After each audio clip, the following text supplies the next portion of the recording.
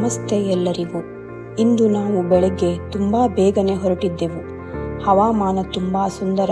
ಚಳಿ, ಗಾಳಿ, ಸಣ್ಣ ಮಳೆ, ಹನಿ ಮತ್ತು ಹಸಿರಿನಿಂದ ತುಂಬಿದ ನೋಟ.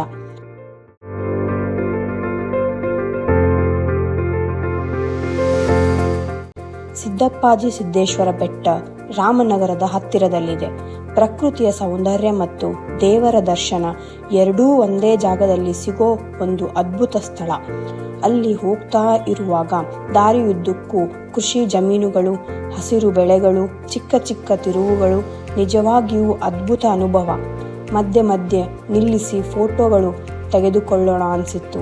ಅಷ್ಟು ಸುಂದರ ನೋಟಗಳು ಸಿಕ್ಕವು. ಮೇಲಕ್ಕೆ ತಲುಪುತ್ತಿದ್ದಂತೆಯೇ ಗಾಳಿ ಬಲು ತಂಪಾಗಿತ್ತು ಮತ್ತು ಆ ಬೆಟ್ಟದ ಮೇಲೆ ಸಿಗುವ ಶಾಂತಿ ನಿಜವಾಗಿಯೂ ಮನಸ್ಸಿಗೆ ತಣಿವು ಕೊಟ್ಟಿತು.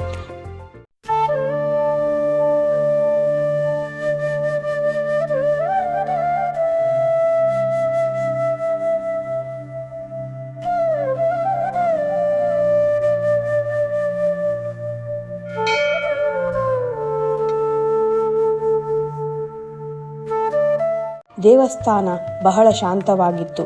ಸಿದ್ದೇಶ್ವರನ ದರ್ಶನ ಪಡೆದು ಸ್ವಲ್ಪ ಹೊತ್ತು ಅಲ್ಲೇ ಕುಳಿತು ವಿಶ್ರಾಂತಿ ತೆಗೆದುಕೊಂಡೆವು.